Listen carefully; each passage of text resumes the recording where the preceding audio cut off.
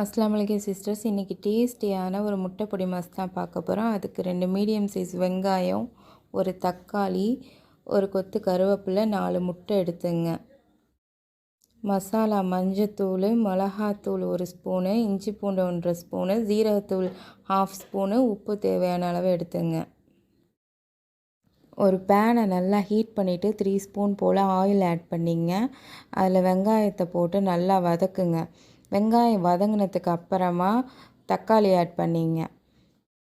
தக்காளியை போட்டுட்டு கருவேப்பிலை ஆட் பண்ணிங்க. நம்ம வச்சுருக்க மசாலா எல்லாத்தையும் ஆட் பண்ணி இஞ்சி பூண்டு எல்லாம் போட்டு நல்லா மிக்ஸ் பண்ணிங்க.